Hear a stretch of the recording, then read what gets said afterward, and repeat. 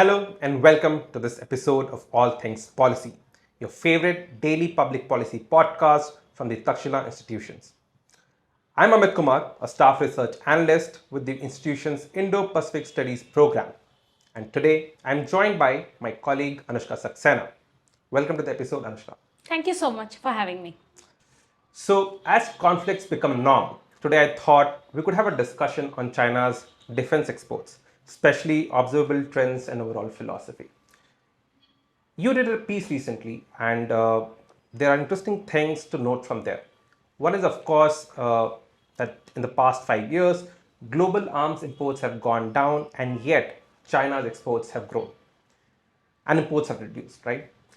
And second, in the India Pakistan conflict and other developments in the Indian neighborhood, uh, countries have shown an increasing proclivity for Chinese arms. And thirdly, China's military industrial complex is now thinking about making the best of the export opportunities that are there. Even as self-reliance remains a primary goal for a lot of countries. And there are obvious implications for India, especially India and China have a contentious relationship, which we can discuss towards the end. But let's unpack all these threats one by one. So let's start with a recent and glaring example. During the India-Pakistan tension in 2025, Pakistan showcased a massive made in China arsenal of HQ-9P, HQ-16 missiles, the PL-15E air-to-air missiles, JL-10CE fighters, and more. Today, China supplies about 80% of Pakistan's defense imports. But this isn't just about one bilateral partnership, right? It's about a larger Chinese vision.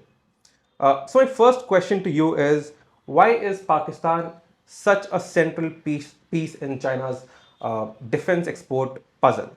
Is it just because is it just about the strategic containment of India or something more structural that we're looking at?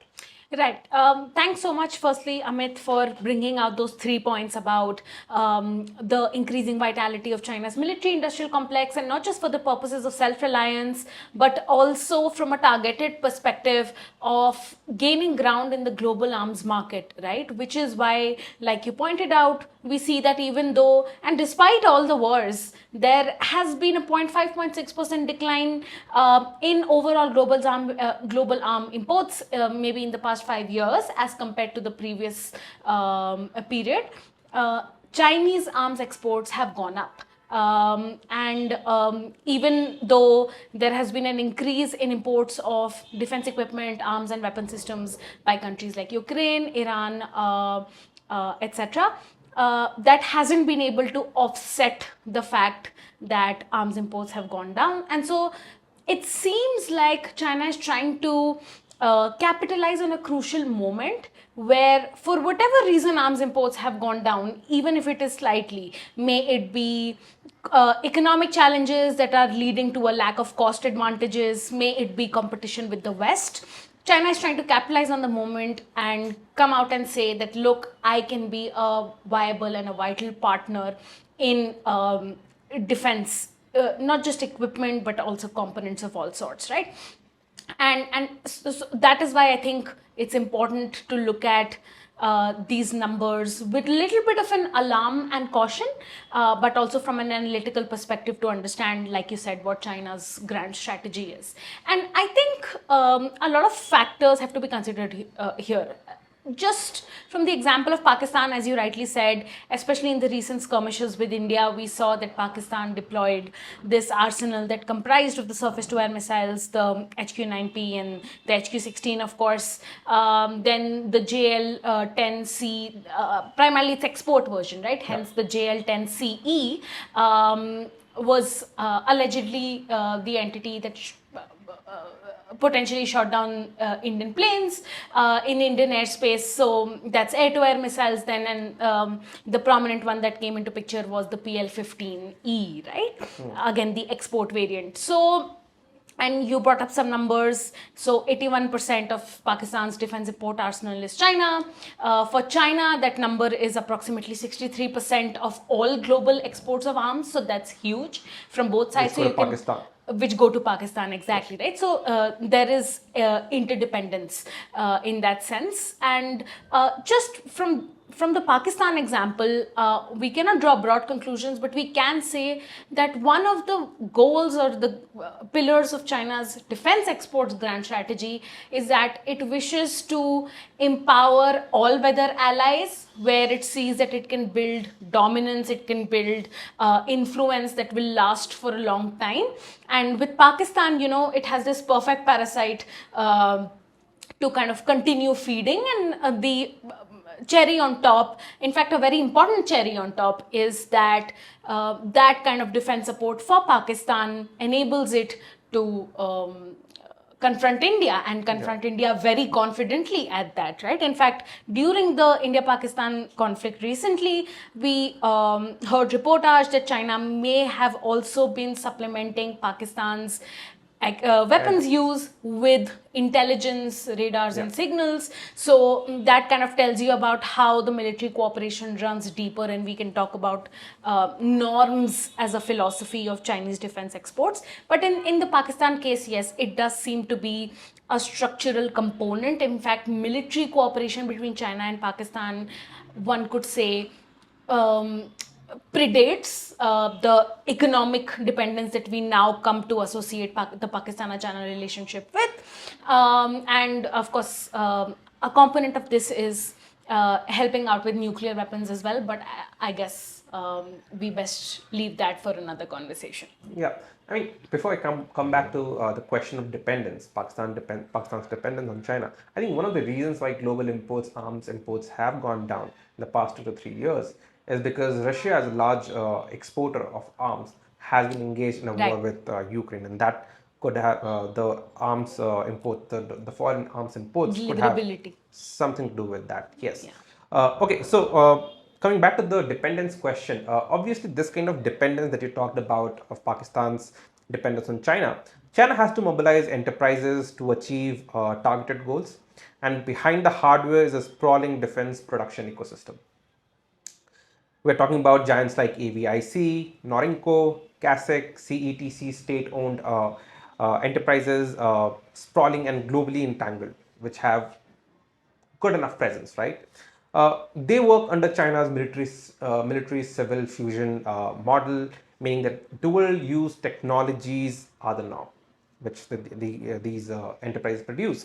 So, what does this integration mean, and how do Chinese firms perform on this front? How confident are you that they have been achieving, or they have been doing it well, or have achieved this to quite an extent? Yeah, the question of, again, the military industrial complex is pretty interesting, and this is where I come to another one of the pillars in China's defense exports philosophy, to be specific, is that, yes, as you rightly pointed out, there is military civil fusion, and we know historically, and you would know this better than I do, and you've assessed this in all of your work on economy and trade, that China's economy is facing overcapacity. There has been excess in the manufacturing and industrial space, and even in defense, we're seeing something similar, right? Because in the past couple decades, we've seen so much emphasis on building self-reliance in weapon systems. China has invested in subsidies for state-owned enterprises like these massive giants, right? You could say they are the Ratnas of the Chinese military-industrial complex. AVIC, CETC, CASIC, CASC, Norinco, all of these are huge giants that have been subsidized and incentivized to innovate in building indigenous defense technology for China. And this has a very obvious twofold reason, right? The first is the PLA is the army of the party. It's not just essential to maintain control over territory and sovereignty, not only send the PLA out for conflicts in theaters in the region or across the world, but also protect the legitimacy and the authority of the party. So you need it to be a force that is worthy of fighting and winning wars. And so naturally you needed to have some of the most advanced equipment, and who else is going to help you than the state-owned enterprises you've developed and invested so much in domestically. The second is, of course, the related point, which is about the fact that the world has become an increasingly hostile place. From Beijing's perspective, it has opened up all of these theaters of conflict, both maritime and continental. And so and with the technological and trade war with the US, it's becoming virtually impossible for China to be able to import Western tech when it comes to defense. So it can rely on Russia for some of it, but most of it plans to develop internally. But with this manufacturing and development, what's happened is that it's produced this excess. And so when you look at the PL-15E that goes to Pakistan, or the man pads that go to sub-Saharan Africa, most of them would be of export variant quality. So the PLA will have the best stuff, the most cutting edge tech for itself, and the export variants of all of these equipment, from fighter jets to artillery, will go to foreign players. And because of military civil fusion, not only will these SOEs do excellent in producing dual use commercial technologies with dual use applications, they'll also do it in a way that if a commercial tech were to be deployed by the PLA tomorrow, it would meet all the requirements of said military deployment, right? So if you look at the biggest naval shipyard in the world, which is the CSSC, it's a mega conglomerate, right? And it's the biggest producer of naval hulls in the world today. And most of the ships, most of the hulls will have requirements that fulfill the needs of the deployment of the PLA Navy, the Coast Guard, or even the Chinese maritime militia, right? Even though most of CMM's vessels would be fishermen vessels, they'll be produced at the shipyards of CSSC, which again is a risky endeavor. So with the production excess and the overcapacity, combined with the investment in the SOEs and their strength and size, you see that there is enough left for China to be able to make a mark in terms of exports. And its partnerships with smaller developing countries that are facing conflicts, or its cost advantage because of the nature of the export variants, both of them enable it to really do well in this process. And the biggest profit makers are then firms like Norinco, right? And then they go abroad and they open up offices. So combined, all of these firms that we've talked about have over 1,000 or 2,000 franchises in the world. Norinco in 2023 opened up an office in Senegal, and from there it's doing its distribution of weapon systems, which eventually get found in hands that you never wanted them to be found in. No, it's quite interesting how China has, really brought about a civil military fusion, like, because of the fact that they have been after achieving self-sufficiency largely in the industrial space, and no better place to start with having complete self-sufficiency in the military domain, which could be one of the strategic vulnerabilities if you rely more on the US, the Western partners, or even Russia. And we saw a glimpse of that, during the Russia-Ukraine war, when Russia, a lot of dual-use items and high-grade items that are usually used in weapon grade systems, which Russia used to have, we used to import from traditional partners in Central Asia and the other countries in the West. Those after sanctions, those things dried up, and you saw China fill in for those import demand from Russia, right? So Right. China has demonstrated that capability of capturing, I think, of a lot of high grade and dual use items, which would be, and a lot of private companies are helping, and not just state enterprises, but private companies under the influence of China's party state have been helping the party in capturing this market. Recent example was with respect to some of the key rare earths, right? Which the US, one of the largest manufacturers of arms and weapons, itself depends on China for some of the very rare earths, which magnets, which only China produces, right? So yeah, I think I agree with your assessment. Yeah, just one quick point about private firms, right? And again, this is good that you brought it up, because this also is important, because when it comes to establishing a healthy military industrial complex that is suitable for both the goals of self-reliance and export, you need a body that does excellent quality certification and upholds standards of military use, right? And for that, there is the State Administration for Science, Technology and Development, which is the SASTIND, and it's headed by the State Council, and this body is responsible for issuing certificates of quality to not just SOEs but also private firms. And what that does is that, because private firms want to be compliant with what SASTIND has to say about not just not just a quality of systems, but also whether they can be deployed as weapons, even political and ideological conformity with the goals of the PLA and the party. SASTIND has rules on that, right? So not just SOEs but also private enterprises are are very likely to follow them. And again, profit motives, subsidies, other incentives are behind this kind of a behavior. Right. I'll pick up from profit that you mentioned. So let's talk about strategy. I mean, you mentioned China dealing with overcapacity, has excess capacity to, not just to produce but also export. But China doesn't just sell arms to make money.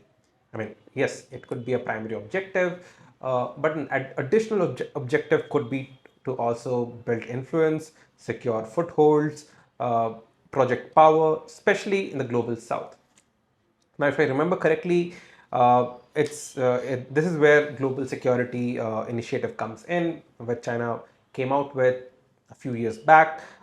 Think of it as a sales pitch wrapped in security doctrine, right? Does China's non-interference policy give it a unique edge in arms sales, especially to controversial regime? And how does Beijing navigate the duality of selling to both state and non-state actors without violating international norms? This is something which I think we have seen. Occurring. We need to look no farther from Myanmar, where the civil unrest in Myanmar broke out. I think Yeah. China was there was credible news that China was selling arms to both the warring parties, the Myanmarese military and the rebels. So, how do you assess this? Yeah, that's exactly the right example for something like this, right? Non-interference, and then the weapons end up in the hands of non-state actors, something that I was referring to previously as well.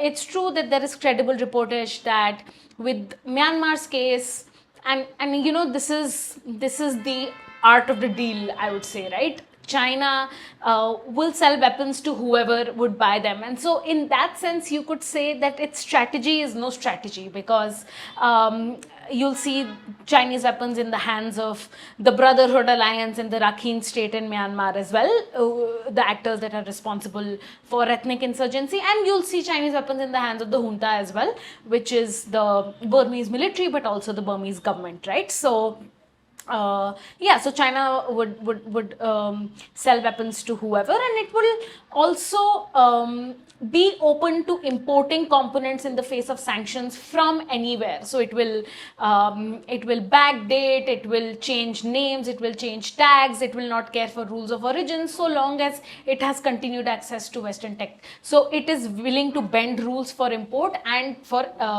export as well, which is why we're seeing, which is potentially why we're seeing the Chinese exports to countries in the ASEAN, and not just defense exports, but exports overall, have been rising massively in the past couple years. And it seems to me that partially the reason for this hike could be that China is attempting to bend rules of origins related restrictions on its exports. In any case, with I think defense weapons, why stuff like GSI and non-interference becomes important is because it's norm entrepreneurship. You cannot sell weapons until, like you said, you have a gift wrap for it, and the GSI is like a gift wrap. So it says that I promise you common, comprehensive, sustainable security. Then there was the recent white paper on national security. I think it was published sometime in March, and that paper says that GSI is China's gift to the world. The white paper talks about how the global South security is China's security, and vice versa, which links to the concept of indivisible security under the GSI. That if you don't take my security concerns as important, I can't help you take yours. So it's interlinking its security with the global South, with the developing economies, and to be able to then put that norm entrepreneurship into action, China is proposing weapons sales, right? And it works out very interestingly, because once this norm entrepreneurship plays out successfully, you see that countries are more open to discussing weapons related partnerships, right? And Jakarta and Indonesia are a recent example, because I think on the 21st of April, there was a meeting between the Indonesian defense minister and defense officials in China.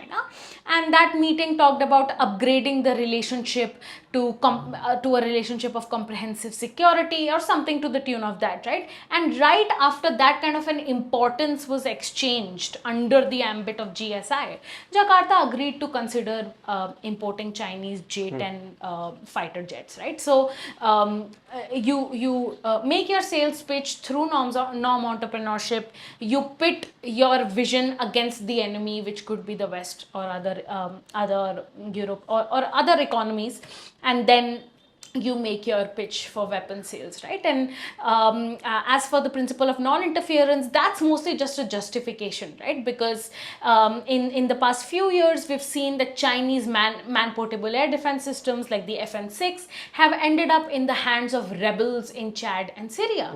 And what that does is it empowers non-state actors to play with fire, quite literally, and attack regimes, whether stable or unstable, and then that fuels war in the region, ethnic insurgency, if you will. And when these weapon systems are found, China says that, we sold them to a legitimate authority. I don't know how these ended up there. We don't know how they ended up in the hands of rebels.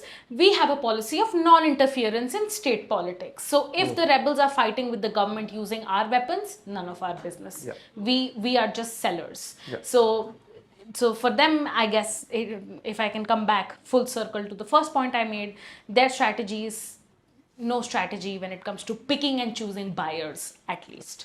Yeah, that's one image I think they have been able to, wash off when it comes to, not taking sides in a conflict. And I think that serves them well. And the benefit that they draw from here is that they could sell to both parties. I think another image that they have been able to shed is that an exporter or exporter of cheap weaponries, right? Today, China's inventory includes stealth-capable unmanned alien vehicles, advanced missile systems, submarines, and radar arrays. And key buyers include mostly South Asian countries, Indian subcontinent, such as Pakistan, Bangladesh, and also then Saudi Arabia and West Asian and African countries. Are we entering a future where Chinese weapon, could rival, the US and the Soviet systems, and the kind of dominance that the two countries have seen? And again, there are other countries as well, such as France and Israel, which have somewhat of a dominance in the global arms exports market. But are we entering an era where we could see the Chinese dominating the space? Right. As far as speculation goes, I would say that China is definitely making a mark. And in terms of few actors, China has really gone so far, we can really go so far as to say that China has become the dominant player. Pakistan is one example of that. Another example is West Asia, where 26% of the region's defense imports come from China, and trailing behind at 21% is Russia. So even though 26% in itself may be a small number, China still emerges as the biggest actor given the West African imports overall, the basket overall. To West Africa? Yeah, specific to West Africa. So that's why I said that regionally, if we look at it, with Pakistan and West Africa, we can make the case that China is a dominant player. With the Middle East, I'd say the footprint is expanding, but we can't say that China is a dominant player. That said, are we envisioning a future where China supersedes the US France and Russia, which are the top three defense importers. China is the defense exporters. Pardon me. China is the fourth, according to SIPRI. Right. So, are we entering a future where it exceeds the big three? Not for another 10, 15 years. I think that will also depend on how the technological war with the US goes. Can innovation flourish in the extremities of politics in China, so on and so forth? So these are questions that keep you up at night. And you need to answer those before you can come to the question of dominance in the future. And just one point about UAVs and submarines, right? Yeah, the point about our neighborhood, about India's neighborhood, is vital to take away from it, because we've seen in 2013 when BNS Sheikh Hasina, which is a submarine base, it's now called BNS Pekua, right? Yeah. Under the Mohammed Yunus government. When that first came about, Sheikh Hasina purchased 2 submarines from China for about $203 million, which is supposed to be a negotiated price, because they go for about 500 million. So dollars. So I think offering it for cheap and making it a gesture of inauguration of a joint submarine base, these are cool things China would give you if you really partner up with them. Same with Sri Lanka, same with the Maldives. The soft basing that happens in some of these countries, right, with the Hambantota port or with the Kok Phao port in Myanmar, these have the potential to become soft bases where Chinese military vessels can be deployed. Of course, we can't say for sure we've seen those around here, but that's just the kind of potential China develops. Same with, and some of this comes from jointly developing bases, right? In Cambodia, we've seen China jointly develop the Ream naval base, and then once 2 vessels came there for an exercise, 4 months later they didn't leave, right? So this is what we refer to as soft basing, and then joint production, the defense ecosystem leads to stuff like that. On UAVs, again, we've seen that Pakistan, the UAE, Algeria, these are countries that have become big buyers of Chinese UAVs, and these UAVs range from ISR enabled UAVs, small Hornets and kamikaze drones, to big ones, right? The Male and Hale, or the medium altitude long endurance or high altitude long endurance drones that are used for ground attack, armed reconnaissance, so on and so forth, right? So these again are numbers indicative of the fact that China has a truly solid production base, and at least with UAVs, we're seeing it become more and more popular than ever before. Yeah, the interesting bit I think for me was how these sales have had a quid pro quo of soft basing. We might not have seen evidences of uh, China's ships operating out of these bases in the Indian subcontinent, but we do have evidence of Chinese vessels making port entry, port call to countries in countries in the subcontinent, and it happened with Bangladesh when some of the Chinese submarines docked in Bangladesh. I think a port call was made to Sri Lanka, which and India and China had a huge. The China and the Sri Lankan government had to put a halt on any port calls in the future. Had to and that kept the Chinese vessels at bay for a while, but eventually the Chinese vessels did return, research ship, and those are dual use research ships, right? They do call it that they're civilian in nature, but then they have dual purposes. And same with Maldives. So I think that's the interesting bit that I've got. And therefore, this brings me to my last question. What does this mean for India? The risks are not just about weapons being sold, but also where they're ending up. Chinese weapons with countries that are in India's neighborhood, is of course a sign of worry.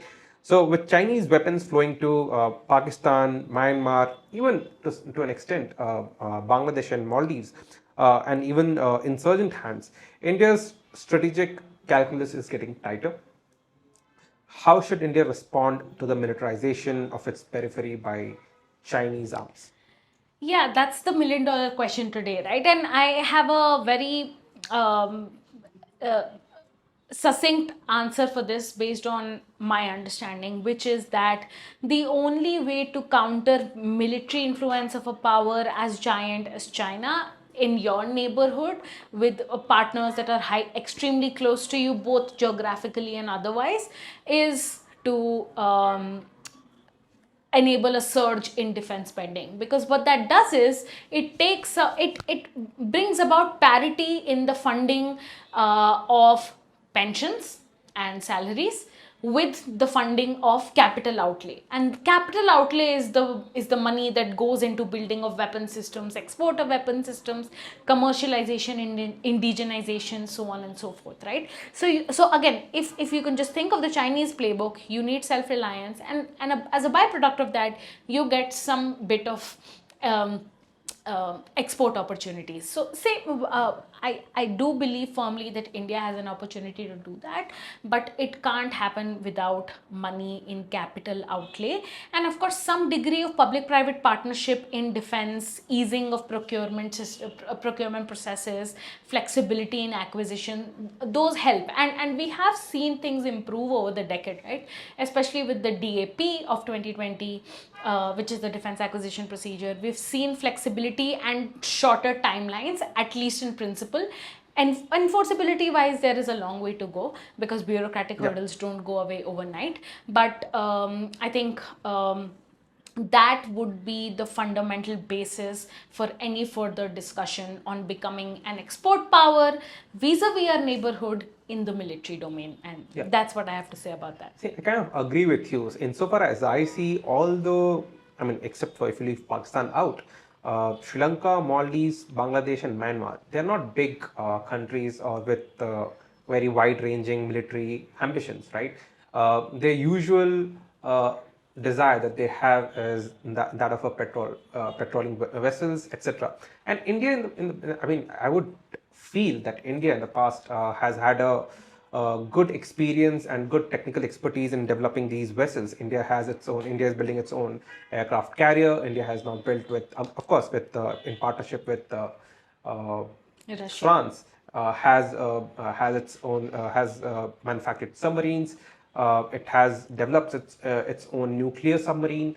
And of course, when it comes to frigates and destroyers, etc., India does have that capability. And this is essentially what would be the requirement of most of these countries around India in the subcontinent. I think there is, of course, a capability that India has that it can extend. And given that the needs of these countries in the subcontinent is not too high, I think India is in a good position to fill that gap and compete with the Chinese when it comes to this tussle, right? But yeah, we'll see how that goes. But thank you so much, Anushka, for this interesting conversation. And thank you to our listeners for tuning in. And if you found today's episode insightful, do share your thoughts. Should India enter arms exports race more aggressively? Thank you so much.